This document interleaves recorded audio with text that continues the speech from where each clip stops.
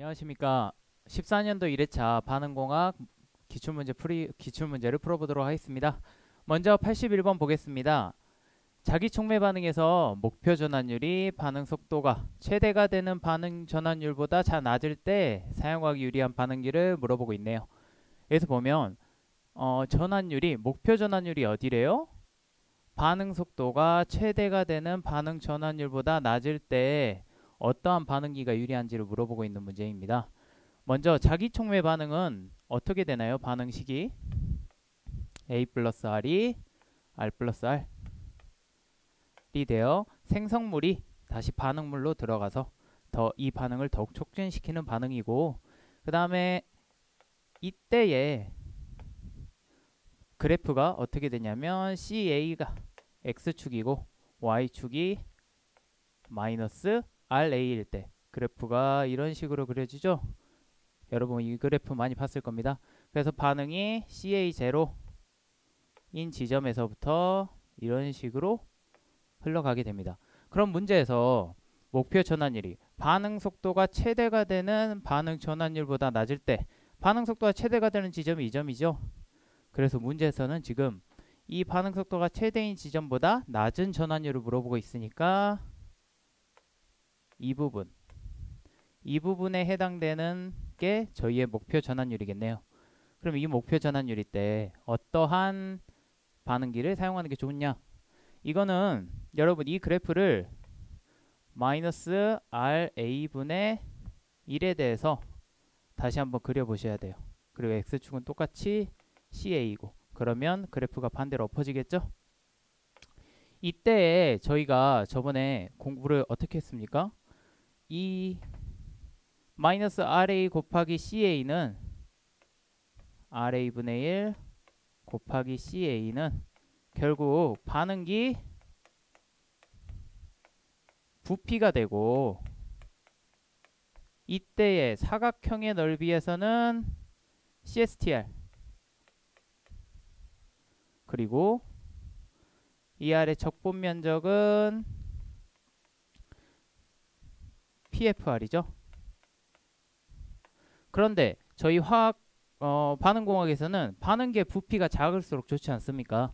그래서 결국 이때가 반응 속도가 최대가 되는 지점이고, 이것보다 낮은 전환율에 대해서는 CSTR의 넓이가 더 작기 때문에 결국 답은 1번입니다. CSTR을 이용하는 게 더 좋습니다. 네, 그럼 다음 문제 보실게요.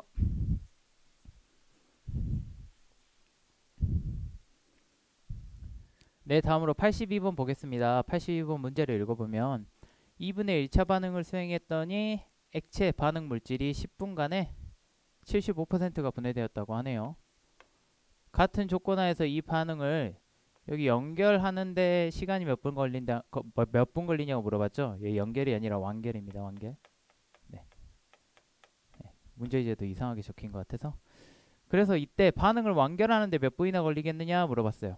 그럼 문제가 먼저 2분의 1차 반응이니까 2분의 1차 반응에 대해서 먼저 반응 속도식을 적으면 마이너스 RA는 마이너스 DT분의 DCA가 될 거고, 이것은 KCA의 0.5제곱이 되겠네요. 이것을 양변을 CA와 DT에 대해서 적분을 해야 되겠죠. 적분을 해보면 여러분이 직접 적분을 해보세요. 그러면 CA 0.5 마이너스 CA, 0 0.5 마이너스 KT가 되고, 이때 각각의 조건을 집어넣으면 10분간 75%가 분해되었다고 하네요. 그러면 이 CA, 0 0.5가 되고 1 마이너스 XA의 0.5제곱 마이너스 1는 마이너스 KT가 되겠네요. 여기에 XA 값에는 0.75, T 값에는 10분, 그 다음에 CA 값은 안 주어졌으니까 그냥 놔두시면 될 것 같아요. 그렇게 되면 결국 K 값은 0.1 CA의 0.5제곱이 되겠네요. 이럴 때 같은 조건 하에서 이 반응을 완결하는 데는 몇 분이 걸리겠느냐라고 물어봤죠. 그러면 결국 이 a, 0 0.5 x a는 0.1 c a, 0 0.5 t가 되겠네요. 저희는 이때 t 값을 구하면 될 것이고 이때의 t 값은 결국 20이 되겠습니다. 그래서 정답은 1번이 되겠네요. 네, 별로 어려운 문제는 아니었고요. 그리고 그러면 다음 문제로 넘어가겠습니다.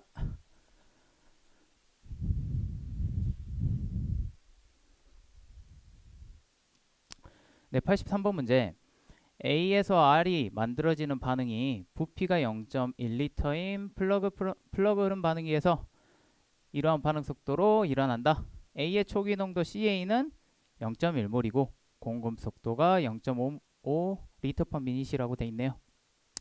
그러면 저희는 먼저 CA 값이 0.1, 그 다음에 공급 속도 V0가 0.05인 걸 아니까 타우 값을 먼저 구할 수 있겠네요. 타우 값은 V0분의 V가 되고 0.05분의 0.1리터는 2분이라는 값을 구할 수 있습니다. 그런데 지금 반응기에서 플러그 흐름 반응기라고 하였고 부피가 0.1 이때의 전환율을 물어봤죠. 그리고 그러면 저희는 지금 PFR 반응기에서 2차 반응이 일어나고 있는 것을 알 수 있어요. 그러면 바로 식을 적을 수 있어야겠죠. PFR에서 N차 반응에 대한 일반식, 여러분들 이거 외우셔야 됩니다. N차 반응에 대한 일반식은 K CA, 0 N-1 타우는 인테그랄 0부터 X AF 1-XA분의 AN제곱분의 DXA. 이 공식 외우시고 문제에서 PFR이 몇 차, 예를 들어 1차 방정식의 1차 반응 속도의 PFR이다. 그럼 여기에 N의 1값을 넣으시고 바로 의식 유도하시면 됩니다. 그러면 지금 문제에서는 2차 반응이죠. 그래서 N값에다 2를 넣게 되면 K CA, 0 타우는 여기에 2를 넣고 적분하시면 1-XA분의 XA 값을 구할 수 있습니다. 여러분 직접 적분 한번 해보세요. 그러면 이때 타우 값이 지금 2이고 CA0는 0.1 그 다음에 K 값은 K 값이 어디 있나요? K 값은 공급 속도가 0.5 K 값은 여기 50 죄송합니다. K 값이 50이네요. 이렇게 해서 값을 구해보면 결국 쭉 계산을 해보시면 50 곱하기 0.1 10이 되네요. 결국 XA는 0.909라는 값을 계산기로 계산하시면 얻을 수 있습니다. 그래서 답은 4번입니다. 네. 그래서 PFR일 때 N차 방정식의 PFR일 때 이 공식 바로 외우시고 N값에 문제에서 나오는 N값에 바로 대입하셔서 이렇게 값 구하시면 됩니다. 그 다음에 84번 문제 보겠습니다. 84번 문제. 촉매의 기능에 관한 설명으로 옳지 않은 것은 촉매가 뭔지를 물어봤어요. 여러분 촉매는 다 아시겠지만 촉매는 반응 과정에서 소모되지도 않고 그렇다고 생성되지도 않지만 반응 속도를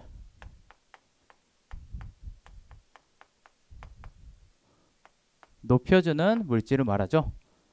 이러한 게 촉매고 각각의 촉매의 기능을 봐보겠습니다. 먼저 1번. 촉매는 화학 평형에 영향을 미치지 않는다. 맞죠? 화학 평형에 절대 영향을 미치지 않습니다. 대신 평형으로 가는 반응 속도에 영향을 미칩니다. 그래서 2번도 맞죠. 촉매는 반응 속도에 영향을 미친다라고 했습니다. 3번. 촉매는 화학 반응의 활성화 에너지를 변화시킨다. 맞죠? 반응 속도를 어떻게 변화시켜요? 활성화 에너지가 이러한 활성화 에너지를 가질 때 이 활성화 에너지를 더욱 낮춤으로써 반응 속도를 더 빠르게 만드는 거죠. 그래서 3번도 맞습니다. 그래서 결국 답은 4번이고요. 양론식을 변화시키지 않죠. 반응 결과와 화학 평형에는 절대 영향을 미치지 않습니다. 네, 쉬운 문제였고요. 다음 문제로 넘어가겠습니다. 85번 문제. 문제가 좀 기네요. 다음과 같은 단분자형의 1차 연속 반응이 1차 연속 반응이래요. 회분식 반응기에서 일어난다. 공급물에서 생성물 R과 S 농도가 모두 0일 때 K1, K2가 이렇게 된다고 하네요. 그 다음에 저희 R은 목적하는 생성물, S는 목적하지 않은 생성물이라고 합니다. 반응이 30초 경과했을 때 CA0분의 CA는 얼마인가를 물어보고 있네요. 먼저 연속 반응이고요. 비가역 연속 반응이죠. 비가역 연속 반응에서 지금 CA0분의 CA를 물어보고 있어요. 그러면 CA에 대해서 먼저 반응 속도식을 적어봐야 되겠죠? 마이너스 RA는 마이너스 DT분의 DCA는 KCA가 되겠죠? 왜냐하면 1차 연속 반응이라고 되어 있기 때문에 이렇게 적어주시면 되고요. 이것을 적분해 보면 결국 마이너스 ln CA,0는 분의 CA는 KT가 되는데 이때 반응 속도 상수는 어떻게 되냐? 이 부분이 K1, 이 부분이 K2이고 A가 관여하는 반응은 첫 번째 반응밖에 없으니까 당연히 상수는 K1, K1이 되겠네요. 결국 저희가 원하는 값은 CA 제로분의 CA 값이고 이것은 2의 마이너스 K1T 값을 물어보는 것일 거고 K1이 0.05 곱하기 시간은 30초가 되니까 답은 이렇게 되겠네요. 그래서 계산해 보면 0.223이 나오겠습니다. 그래서 정답은 0.223인 3번이 되겠네요. 네. 어렵지 않은 문제였고요. 연속 반응은 시험 문제로 계속 반복돼서 출제되거든요. 연속 반응과 평행 반응 이 두 가지는 계속 출제되니까 여러분 잘 익혀주셨으면 좋겠습니다.